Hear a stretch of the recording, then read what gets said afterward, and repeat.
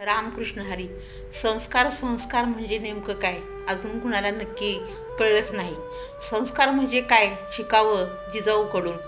एकदा काय झालं, जिजाऊ गडावरती अशा फिरत होत्या आणि कुणीतरी छत्रपतींना काशीवरनं लाकडाची खेळणी आणली होती. हत्ती, घोडा, गाडी आणि त्याबरोबर महाराज खेळत होते. जिजाऊ आल्या आणि पटकन ती खेळणी ओढून घेतली आणि किल्ल्याच्या बाहेर फेकून दिली.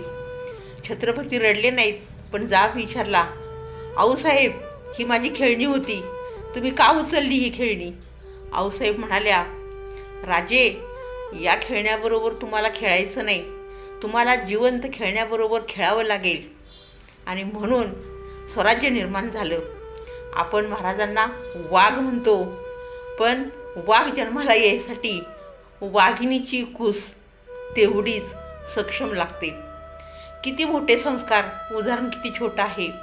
आज आपण बघतो की संस्काराच्या नावाखाली एवढं विचित्र घडत चाललेलं आहे की मुलाला टिफिन कुठली द्यायची, त्याला सोडायला गाडी कशी पाहिजे, त्याची सॅक कशी असावी, यामध्ये भरमसाठ पैसे खर्च करून तिथंच आपला जीव अडकलेला आहे.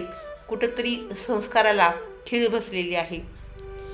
आपल्या मुलाला जास्त पैसे खर्च केले म्हणजे आपण कुणीतरी मोठे आहोत ही नकळत भावना त्या मुलामध्ये रुजवली जाते.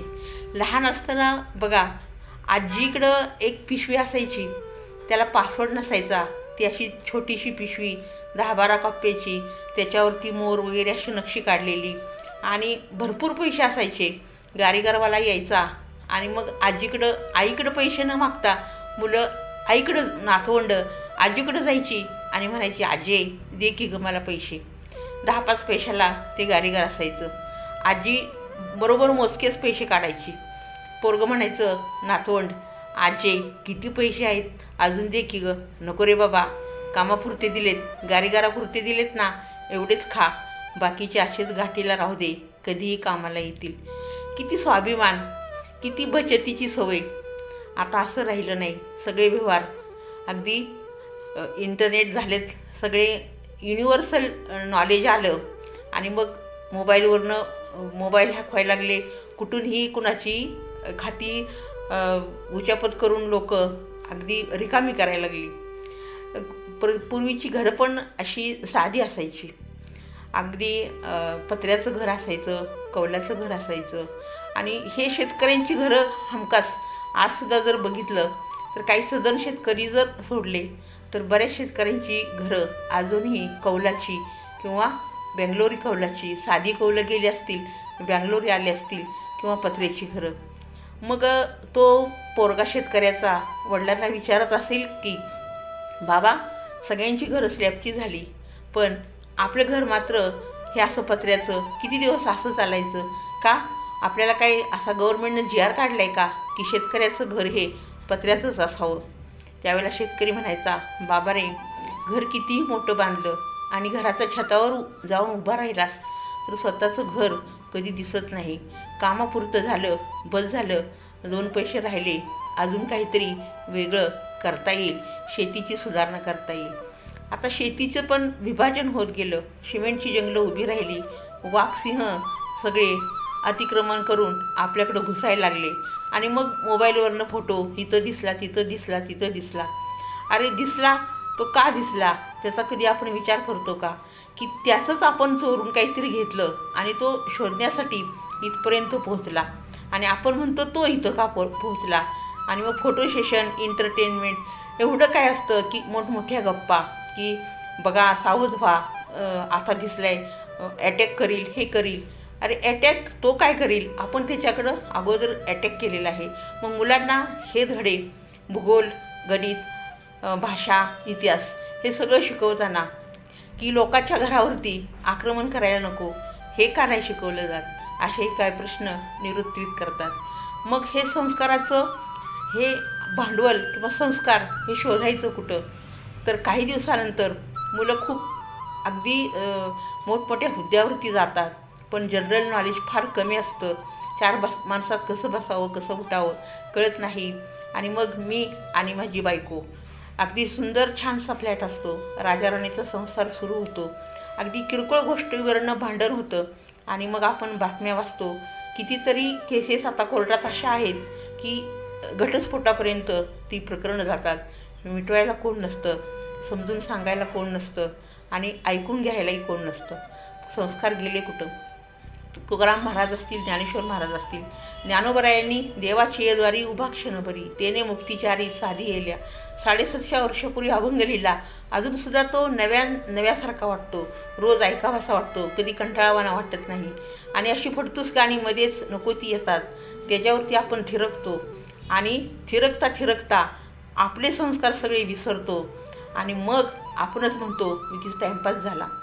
मग 750 वर्षापूर्वीचा देवाची येद्वारी हा अभंग जर टिकत असेल तर आपण कुठले संस्कार घेतले पाहिजेत आणि कशामध्ये आपलं मन गुंतवलं पाहिजे हे आपलं आपण ठरवायला पाहिजे. आज आपण आपल्या नातवंडांना किंवा मुलांनासुद्धा नकळतपणे किती खोटं बोलायला शिकवतो. एखाद्याचा फोन आला, मुलगा म्हणतो की पप्पा तुमचा फोन आला आहे. बाप रागवतो, म्हणतो गपच पिंट्या, पुढच्या वेळेला सांगायचं पप्पा घरात नाहीत. परत फोन येतो, पोरगं म्हणतं पप्पांनी सांगितले पप्पा घरात नाहीत. अरे मूर्खा, तसं नाही, पप्पा घरात नाही असं तू सांग. तिसरा फोन येतो, त्यावेळेला काहीतरी कुठंतरी पार्टी असते, छानपैकी जेवण भेटणार असतं. मित्र फोन करतो, पोरगं म्हणतं पप्पा घरात नाहीत. त्याला कळतं चांगला चान्स हुकला. म्हणजे किती खोटं बोलायला आपण शिकवतो मुलांना, पण किती चतुरपणे त्यांनी खोटं बोलावं हे आपण अगदी तंतोतंत शिकवतो आणि मुलांच्याकडून खरं बोलण्याची अपेक्षा आपण करत राहतो. मुलांनी असं आपण ठरवतो का की मुलांनी फक्त असं खोटं बोललं पाहिजे बाहेरच्यांच्या बरोबर आणि घरातल्यांच्या बरोबर खरं बोललं पाहिजे. एकदाची सवय लागलेली असते चिमुकल्यांना, ती चिमुकली बाहेरही खोटं बोलतात, घरातही खोटं बोलतात. त्यातून मग मोठमोठे विपर्यास घडत जातात. कोणाचा वाढदिवस येतो, तिथं मुलगा न सांगता जातो. पहिल्यांदा अगदी छान चुकीत वाढदिवस होतो, छोटीशी पार्टी असते, बियर येते, त्यानंतर ड्रिंक्स घेतो, काय करत असतो. आपण बातम्याने वाचत असतो. बापाला काही सांगत नाही. तोटा कुणाचा झाला? मुलाला जन्म देऊन काय केलं, जन्मा येऊन काय केले तुकाराम महाराज म्हणतात. मग हे संस्कार आमचे गेले कुठं? ज्यावेळेला देश स्वतंत्र झाला त्यावेळेला स्वातंत्र्य मिळवताना कितीतरी शहीद झाले, त्यांना किती त्रास झाला हे स्वातंत्र्य मिळवताना. पण आज आपण ते फक्त 15 ऑगस्ट 26 जानेवारी एवढ्यापुरतंच मर्यादित ठेवतो. इतर दिवशी मात्र आपलं नुसतं स्वातंत्र्य असतं. आपल्याला कोणाची आठवण होत नाही, आपल्याला कोणाचं ध्यान होत नाही. फक्त पैसा कमवणं आणि पैसा खर्च करणं आणि दुसऱ्यापेक्षा मी पुढं कसा जाईन याकडं लक्ष केंद्रित करणं, एवढेच संस्कार आता उरलेत. यापेक्षा जास्त काही उरलं असं मला वाटत नाही. व्हिडिओ कसा वाटला नक्की कळवा आणि खरं एक कळकळीची विनंती आहे, झालं गेलं गंगेला वाहू द्या किंवा मिळू द्या, पण आपल्या मुलांच्यावरती संस्कार चांगले करा. एक वेळ रागवायला लागलं तरी रागवा, गोड बोलायचं असेल तिथं गोड बोला, पण संस्कार करताना थोडंफार आपणही भान ठेवलं पाहिजे की थोडंसं कडक बोललं तरी चालेल, पण मुलांच्यावरती चांगले संस्कार झाले पाहिजेत. आपण म्हणतो मुलींना स्वातंत्र्य द्या, हे करा ते करा, पण स्वातंत्र्य स्त्रियांना दिलं पाहिजे, पण स्वातंत्र्य असावं पण स्वैराचार नको, या गोष्टीसुद्धा समजून सांगितल्या पाहिजेत. स्वातंत्र्याच्या नावाखाली आपण बघतो की कितीतरी भयानक गोष्टी घडत जातात. मग नक्की संस्कार कसे द्यायचे? आत्ताचपासून जर आपण नाही मुलांच्याकडे लक्ष दिलं तर एक दिवस असा येईल की आपल्याला अगदी माणसं शोधावी लागतील आणि शोधून त्यांच्याकडं मुलांना क्लासेससाठी ठेवावं लागेल की बाबा रे, अगदी 9 महिन्याचं पोरगं 1 वर्षाचं झालं की 1 वर्षापासूनच त्याला संस्कारी करण्यासाठी त्याला कुठल्या तरी क्लासेसमध्ये धाडावं लागेल, सोडावं लागेल. अजून वेळ गेलेली नाही. आपले संस्कार खूप छान आहेत. एकदा संभाजी महाराज शिवरायांच्या बरोबर गेले होते आग्र्याला. त्यावेळेला औरंगजेबाने एक हत्ती त्यांना भेट दिला आणि विचारलं, हत्ती कैसा लेके जाएंगे? संभाजी राजे बोले, तो हत्ती जानवर है, उस पर बिठा के जाएंगे या उसे खींच कर लेके जाएंगे. म्हणजे हे संस्कार संभाजीराजांच्याकडे कसे आले तर छत्रपती शिवरायांच्यामुळं स्वाभिमान अगदी शेवटपर्यंत संभाजीराजे स्वाभिमानासाठीच आपलं बलिदान दिलं, आपल्या धर्मासाठी बलिदान दिलं. हे धर्माचे संस्कार रक्ताच्या प्रत्येक थेंबामध्ये संभाजीराजांच्या भिनले होते, म्हणून त्यांनी शेवटच्या श्वासापर्यंत धर्म सोडला नाही. मग हे संस्कार आत्ता गेले कुठं, हा प्रत्येकानं आपल्या मनाला एक प्रश्न विचारावा आणि व्हिडिओ संपल्यानंतर एक जास्त वेळ नका देऊ, पण एक 10 मिनटं तरी यावरती विचार करावा असं मला वाटतं. रामकृष्ण हरी, रामकृष्ण हरी.